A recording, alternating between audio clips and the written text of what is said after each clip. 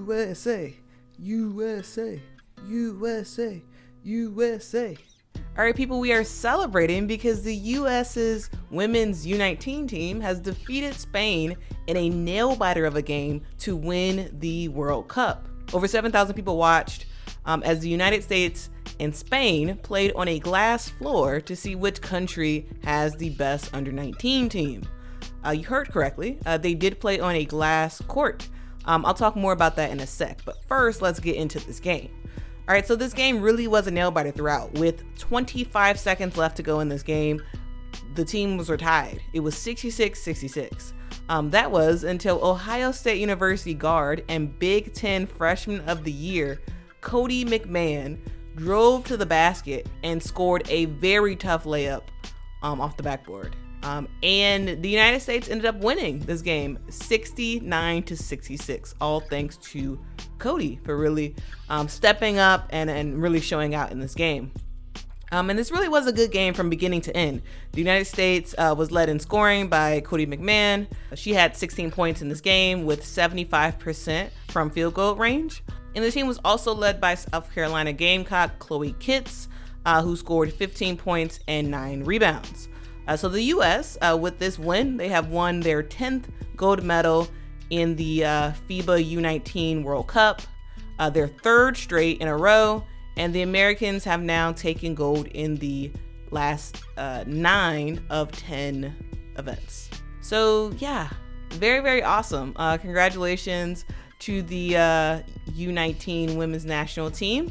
The thing I really liked about this team was that they were winning by committee. It wasn't like one player was doing it all for this team. Yes, you had players who stepped up at certain times, but I feel like everybody really contributed to the United States winning this championship. So in terms of the roster, this team featured Hannah Hidalgo, 5-foot guard from the University of Notre Dame. She averaged 10 points throughout this tournament and 5 assists.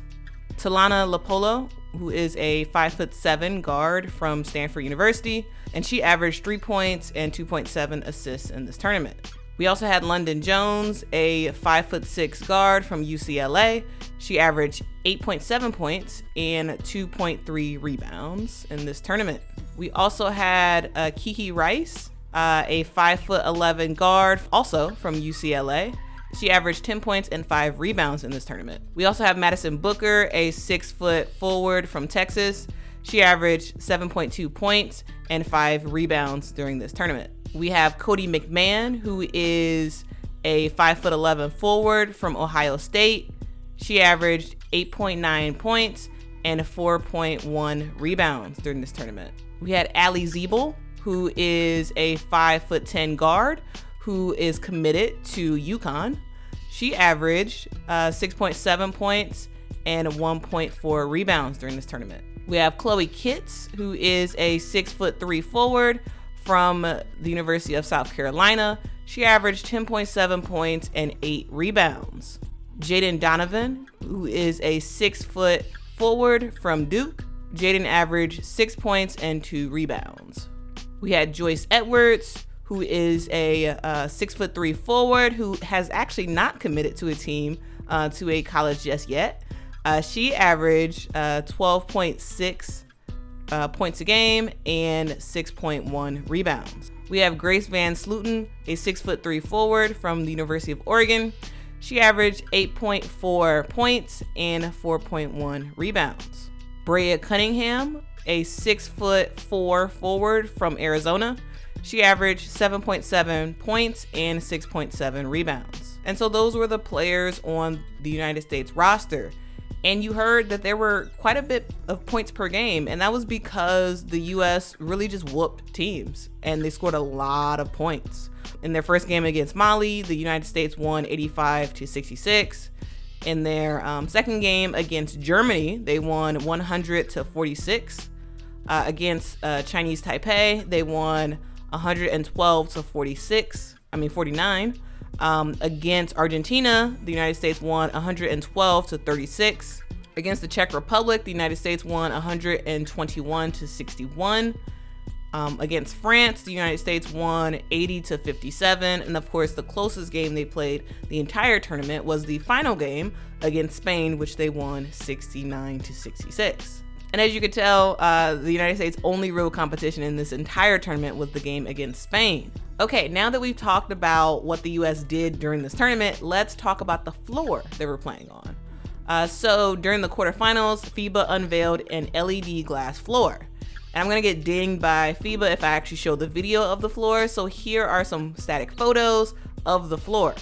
And the floor is literally glass on top of LEDs, which means that the floor can now be interactive. So during the national anthem, the floor can display the flags of the different nations. When a three-point shot is made, the floor can change colors. You kind of get the gist of it. The entire court, the lines and everything that's on the court is LED. It's not painted on. It's not tape. It is LED. To my knowledge, this is the first time that something like this has ever been used in an actual game, a real sanctioned game by FIBA. And this is really a game changer in terms of the foreseeable future when it comes to fan interaction and also like branding and sponsorships in the future. According to FIBA, the floor can also have the ability to add player tracking, which makes it possible to display live stats and athletic achievements on the floor, which is just, again, big for fans. And also, of course, with an LED glass floor comes more opportunities for marketing and sponsorship dollars to roll in as well. So yeah, this is very, very interesting. It was fun to see the glass floor. I did hear a lot of squeaking while watching the games, but I don't know if the players really felt a big difference playing on a glass floor compared to playing on a regular wood floor. Yeah, I just thought that was really, really interesting. Did you all watch the quarterfinals and the final game? If so, let me know what y'all thought about the glass floor. I thought it was super cool. I loved it. What did you all think? Let me know in the comments below. All right, so that was the video, guys. Thank you all so much for watching. Let me know what you all thought about the US's dominance in this tournament. Also, the US, it really was a win by committee. There were a lot of players stepping up for the US. Let me know what you all thought about that. Who was your favorite player in this tournament? Let me know in the comments below. Thank you all so much for watching, guys, and until next time. Bye.